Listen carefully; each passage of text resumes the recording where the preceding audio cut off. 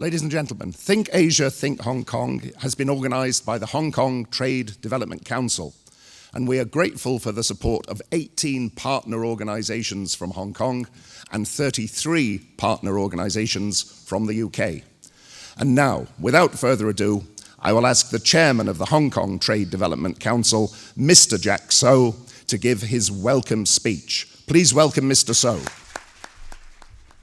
Chief Executive, the Honorable Donald Tsang, Lord Sassoon, distinguished guests, ladies and gentlemen, good morning. On behalf of the Hong Kong Trade Development Council, welcome to Think Asia, Think Hong Kong Symposium. The purpose of our meeting this morning is to demonstrate Hong Kong's unique advantage as Asia's business service center and how UK businesses can tap into the vast Asian market by using Hong Kong's world-class business platform. We believe that putting Hong Kong and UK companies together will greatly enhance their chance of success in Asia, especially China. Amidst the global doom and gloom, Asia seems to be one of the few bright spots. It is certainly the fastest growing region of the world, especially China. Since the global financial crisis, the world is awakened to the fact that China is not just an efficient manufacturing base, but also a vast market with big appetite for all kinds of goods and services. Chinese consumers have a special preference for British products. Just ask Rolls-Royce, Bentley, Burberry, etc. China already occupies a very special position amongst UK businesses. It is now Britain's second largest export market outside of the EU. And during Premier Wen Jiabao's recent visit to the UK, it was agreed that the two countries would work to double the value of their bilateral trade by 2015. We are here to provide you with one of the most effective channels to achieve this ambitious target. That is, work with us in Hong Kong. Hong Kong is a natural springboard to the region, especially for British industries, not only because we are the gateway with all the special privileges under the close economic partnership agreement with Chinese mainland, but also we are the most international city in all of China, where common law, world standards of accounting, and other professions prevail. Quite a few are very valuable British legacies. I know I'm preaching to the converted in this room. Many of you already have Hong Kong connections, but you agree that much more can be done to encourage UK companies, especially small and medium enterprises, to go east. Apart from the traditional export sectors, you should consider the areas especially outlined in China's 12th five-year plan, including environmental protection, alternative energy, new materials, information technology, and focus on any service that can give the Chinese manufacturing an upgrading and higher value add. It is also worth mentioning that Chinese industries have a great demand now for conversion to meet the needs of its domestic market as the economy is progressively changing direction from export-led to internal consumption. It is expected that the service sector in Britain, including banking and finance, professional services, logistics, design and creative industries, etc., can all further expand their scope in Asia in the next 5 years. Hong Kong, with its own thriving service sector, can be your excellent partner. A few weeks ago, whilst visiting Hong Kong, Mr. Li Keqiang, China's Vice Premier and the person widely tipped to be the next Premier, had this to say about Hong Kong. Excellent geographical location, complete infrastructure, well-established legal system, abundant capital, quick access to information, and a large pool of talented people have given Hong Kong inherent advantages. These advantages, the Vice Premier added, will show their great value as the country developed over the next 12 five-year plan. This morning's symposium and the service sector discussions to be featured this afternoon, you'll hear from over 60 expert speakers from both Hong Kong and the UK. They will tell you much more about their success stories and why you should think Hong Kong when you think Asian expansion. Ladies and gentlemen, whatever your product, service, or business idea, partner with Hong Kong, and you can make it happen in China and make it happen in Asia. Now, please join me to welcome onto the stage our keynote speaker from Hong Kong, our Chief Executive, the Honorable Donald Tsang. Thank you.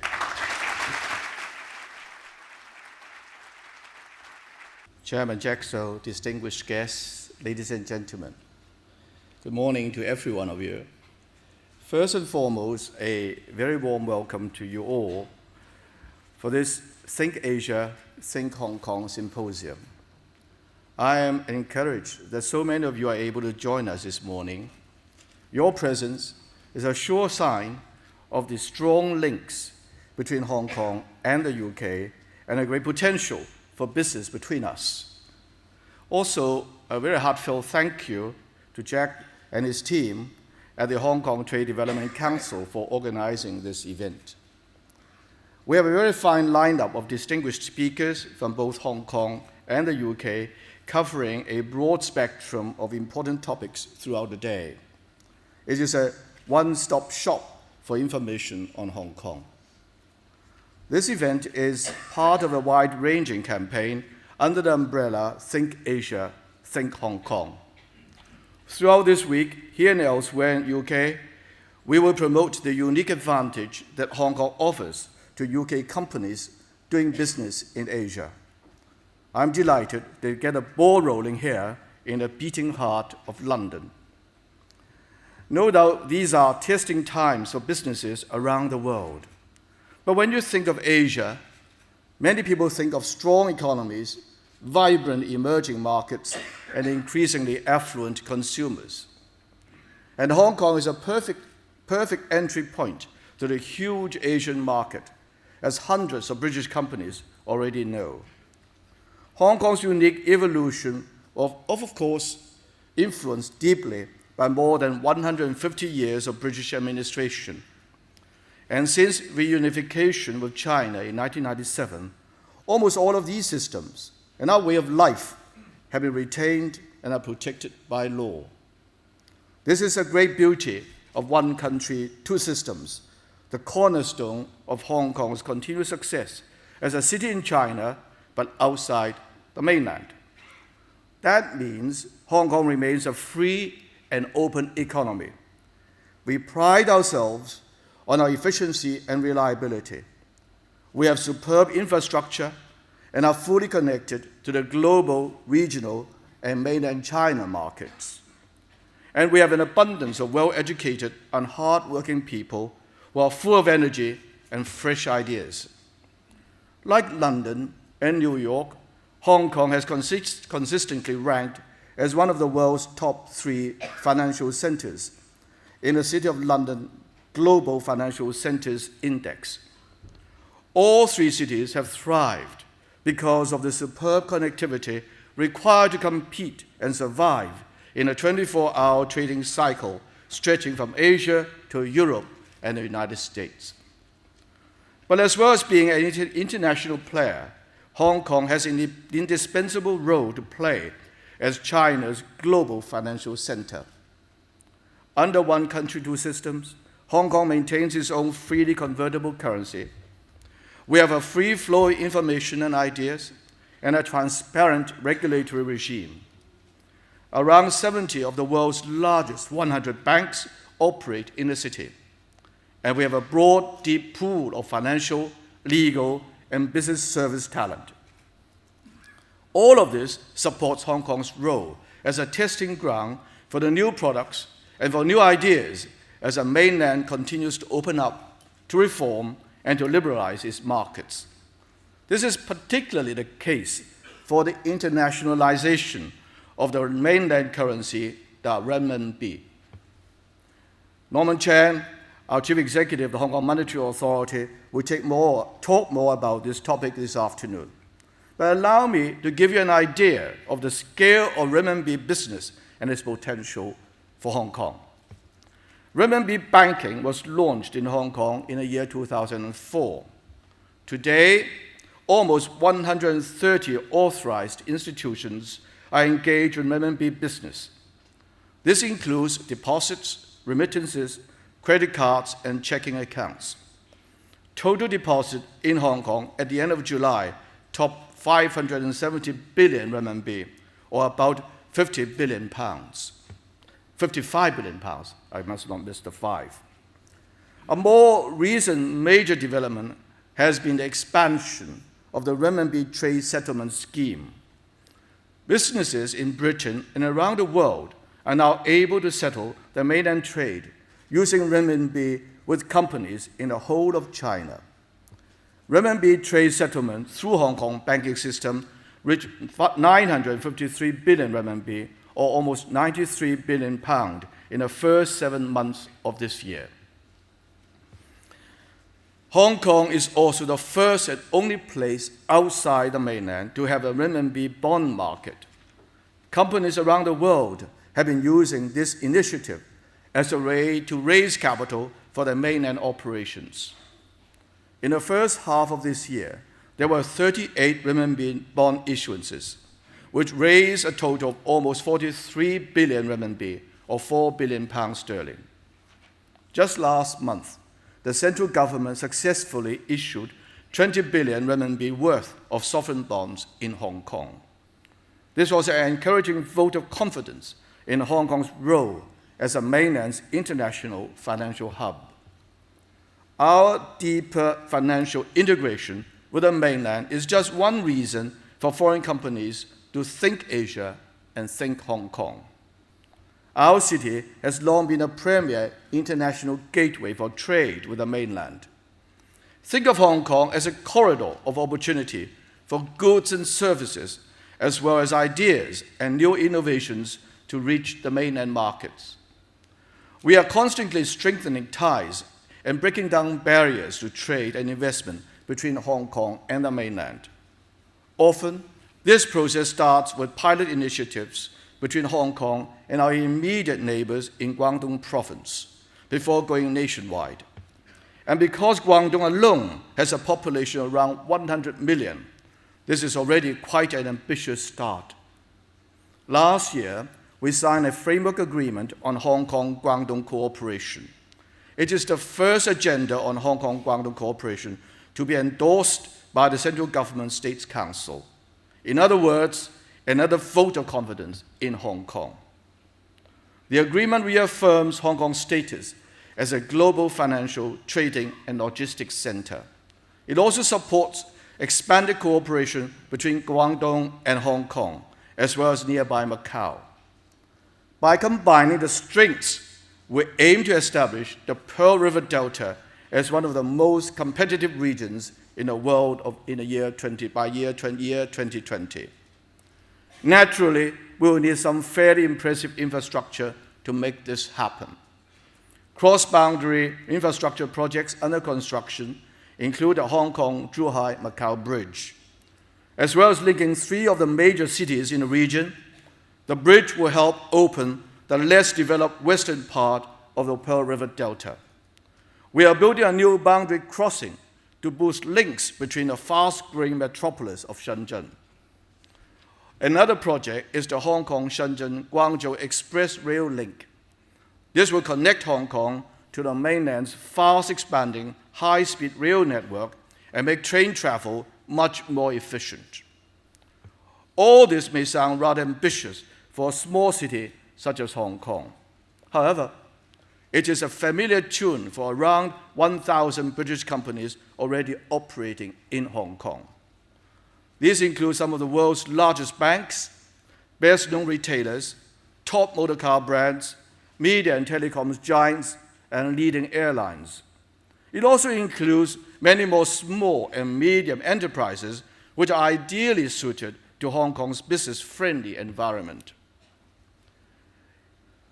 Last year, the UK was Hong Kong's second largest European trading partner, with bilateral trade amounting to over 100 billion Hong Kong dollars, or close to 8 billion pounds. Not surprisingly, the UK is one of the largest investors in Hong Kong, with realized investment of 127 billion Hong Kong dollars, or more than 10 billion pounds sterling, by the end of year 2009.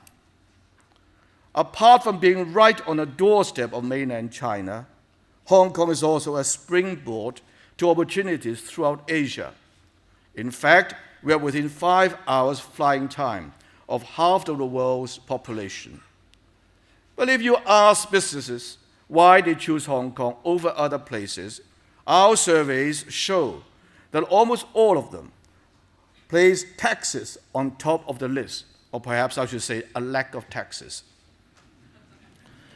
In Hong Kong, there is no VAT or GST, no inheritance tax, no capital gains tax, and even zero duty on wine. Profits tax is no more than 16.5%, and salaries tax is capped at 15%.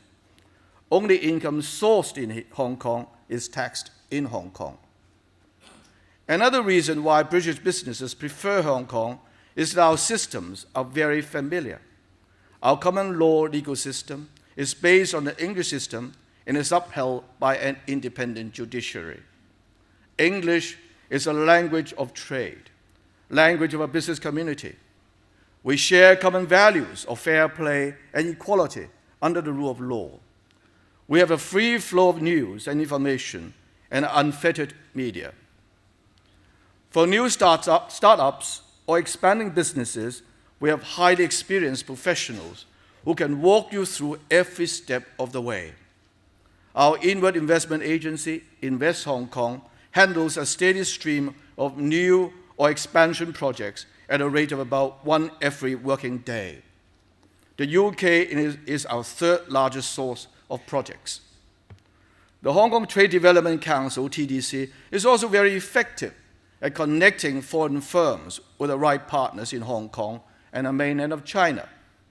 I encourage you to try out their business matchmaking services or to attend the trade fairs that take place all year round. Finally, I cannot talk about Hong Kong without mentioning all that we have to offer outside of the business world.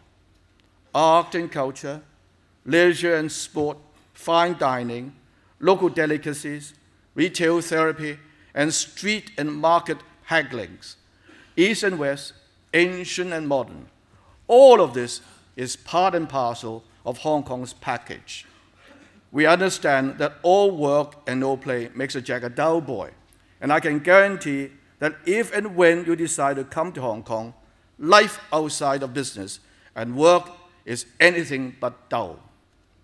Ladies and gentlemen, I've barely brushed the surface what Hong Kong has to offer businesses from the UK and around the world. I hope that you will make the most of this symposium and learn more about the opportunities that Hong Kong has to offer in our city, in our country, and within Asia.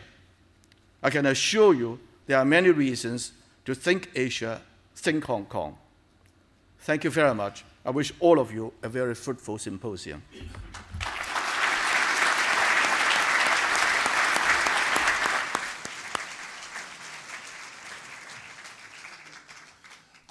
Thank you, Chief Executive. It's now my great pleasure to invite Lord Sassoon, Commercial Secretary to the Treasury, to come to the stage and to give his speech. Please welcome Lord Sassoon.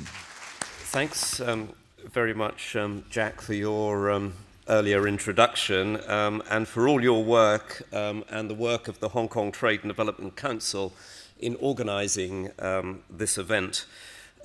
It's a pleasure to be here to address such a distinguished and large audience. And I'd like to say a special thank you to Donald Tsang, not just for the comments he's made in his speech, but also for his years of distinguished public service. I believe that this may be your last official visit to London as Hong Kong Chief Executive, And I know everyone here would want to join me in recognizing and congratulating you for all that you've done to support Hong Kong's political and economic development over your tremendous career.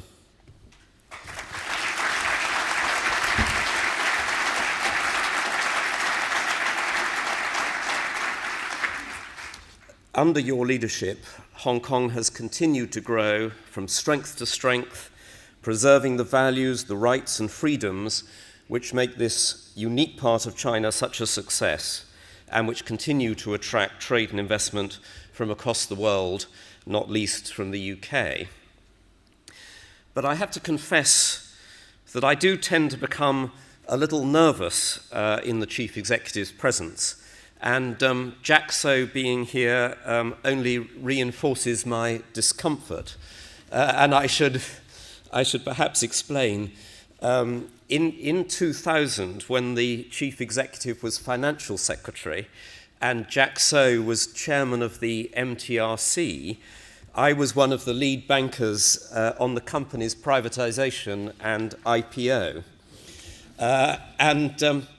There were actually 3 lead banks on this transaction, and anybody who deals with bankers will know what a huge fight there would have been about which bank was going to present what to the government in our meetings.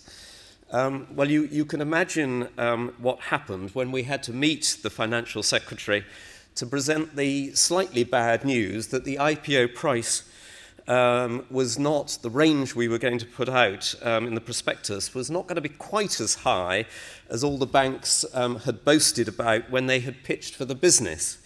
And suddenly, there wasn't any jostling for position, but the other 2 banks had disappeared, nowhere to be seen, and completely tongue-tied. And yours truly was left to deliver the good news to the Chief Executive and to Denise Yu, the Treasury Secretary. And I have to say that it was one of the most uncomfortable half hours I had in my banking career once I'd given the news. But of course, the Chief Executive and Jack So went on to complete a hugely successful and important privatization. And for all the nervousness that this brings back in my mind, it was one of the most enjoyable and rewarding deals of my former banking life. But now, as the Chief Executive said himself, the UK and Hong Kong remain as strong economic partners as ever. In 2010, Hong Kong was the UK's 2nd largest market for goods in Asia, our 12th biggest market globally, and UK exports to Hong Kong have grown by 23% in the first 6 months of this year alone. And in terms of investment, nearly half of all UK investment in Asia is in Hong Kong, and around 80% of Hong Kong investment in Europe comes to the UK.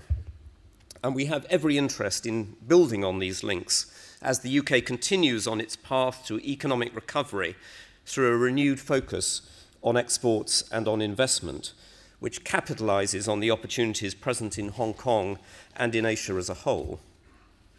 Indeed, we all know that Asia has weathered the recent financial crisis and economic downturn much better than we have in the West. The Hong Kong banking sector, one of the world's leading financial centres, has escaped the ravages of the global financial crisis virtually unscathed. Hong Kong's economy still sprints ahead to the envy of many Western economies. But at the same time, Hong Kong is not immune to the anxiety that has wrapped global markets since the summer. Across the world, equity markets in America, Germany, France, China, and indeed Hong Kong exhibited a degree of volatility not seen since 2008. The ongoing crisis in the Eurozone and the historic downgrade of US debt by Standard & Poor's fueled the fire. And of course, the UK is not immune to the harsh winds. But in one vital respect, the UK is now sheltered from the storm. While political leaders elsewhere have struggled to take action on sovereign debt, our coalition government has been decisive, While political indecision continues to fuel anxiety and uncertainty elsewhere, we have taken the difficult and often very unpopular decisions to tackle the record peacetime deficit that we inherited. When we came into government, the UK was borrowing £1 for every pound it spent, and that was completely unsustainable. Standard & Poor's had the UK on negative watch.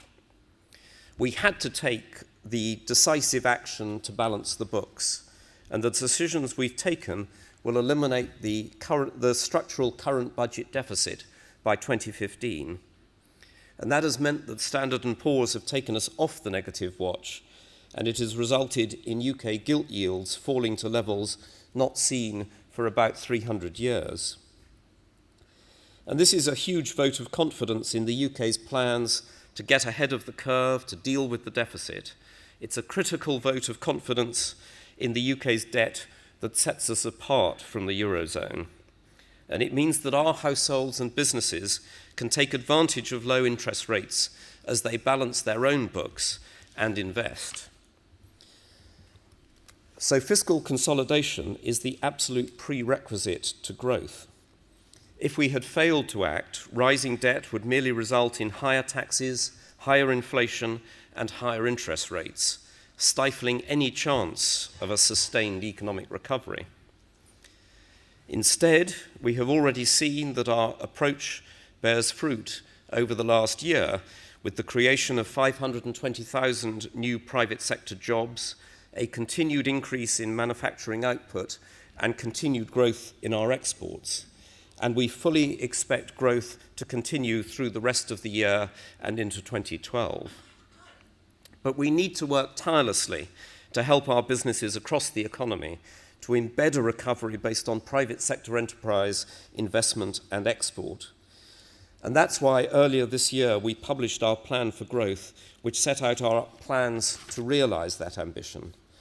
It includes reducing corporation tax to 23% by 2014, the lowest rate in the G7, securing agreement from the UK's biggest banks to provide £190 billion in credit to businesses in 2011, and identifying £200 billion of infrastructure investment to support growth in sectors such as construction, but also encourage growth in new and high-growth industries in the digital and online sectors. And of course, the level of infrastructure investment presents an excellent opportunity for international investors in the UK as we look to increase private sector investment in infrastructure. That is why I very much welcome the huge ongoing investment in UK infrastructure already made by the Chung Kong Group, and we hope to see many more Hong Kong and Chinese companies taking advantage of this opportunity. It was a particular focus of discussions with Vice Premier Wang Qishan during his talks in London last week. And at the same time, UK infrastructure investors and companies must look east, with the Hong Kong government, as we've just heard, planning over £29 billion of infrastructure investment. British businesses in Hong Kong and those within the UK are well placed to take advantage of these opportunities, given our vast experience and expertise in this area. But across the entire business spectrum, all UK businesses must look east to pull through these difficult times. Just as Asia's strong and sustained growth has acted as a linchpin for trade during the economic downturn, it will continue to be the driving force of a global recovery. Hong Kong's strengths as a trading partner are self-apparent. For the 17th year in succession, the Heritage Foundation has named it the world's freest economy. Low and simple taxation, as we've heard, combined with few barriers to trade, mark Hong Kong an especially attractive destination for new business. But as well as opportunities in Hong Kong itself, critically, as the chief executive has again said, Hong Kong also offers unparalleled access to the mainland market. Indeed, over 300 companies, UK companies, have already chosen to base their regional or global headquarters in Hong Kong, but that number has to be much higher. Companies that seek to establish themselves in Hong Kong now will reap the rewards for years and decades to come as they expand to new and growing markets on the mainland and across Asia as a whole. And in this respect, we would probably all agree that it is only a matter of time until mainland China's remarkable economic development to become the world's second largest economy is matched by the emergence of the renminbi as one of the world's premier international currencies. The chief executive has set out how Hong Kong is playing a hugely important and pioneering role in this process. The figures he's quoted on the rise in offshore renminbi deposits, trade settlement, and bond issuance are testament to the innovation, depth, and sophistication of Hong Kong's financial markets. We firmly believe that the development of the offshore RMB market in London will complement and should complement Hong Kong's role and will bring substantial benefit to both financial centres. The joint statement by Chancellor George Osborne and Vice Premier Wang Qishan last Thursday, welcoming the private sector interest in developing the offshore RMB market in London, setting out a programme of cooperation between the UK and mainland Chinese authorities, is an important step in realising this potential. But important too is the readiness of the UK and Hong Kong authorities to work with each other and with the authorities in the mainland to ensure the appropriate interbank settlement infrastructure is in place to support the market's growth, that information sources about the market's growth are developed, and that any financial stability risks are properly assessed and controlled. This offers tremendous opportunities for our most enterprising and innovative businesses and in financial services to expand their horizons. And I'm very encouraged that the Hong Kong authorities see this opportunity for both London and Hong Kong very much as we do here in the UK. So in conclusion, in the last decade, the UK has paid insufficient attention to international trade and the opportunities it provides, not only for us, but for our trading partners. This government is committed to changing this. We're committed to putting international trade and investment at the very heart of our economic recovery. Events like this today are critical to rebalancing the UK economy away from the debt-fueled consumption of the last decade, and they offer you, the businesses here today, the chance to expand into new markets and seize new opportunities for growth. I encourage you all to make the most of the Think Asia, Think Hong Kong seminar to seek out the contacts and opportunities that can help take your businesses to the new level. The Hong Kong Trade and Development Council can offer you the advice and direction to forge connections with partners in Hong Kong and with mainland China. And I also encourage you to take advantage of the expertise and contacts for the Hong Kong market that UK Trade and Investment can offer, not only through their extensive network of offices in the UK, but through their staff in the British Consulate General in Hong Kong. And I know many of those staff from UKTI are here today and can provide you with the tools you require to be competitive in the market. So I look forward to working with you all here and in Hong Kong in the months and years ahead as we reshape our economic future. Thank you.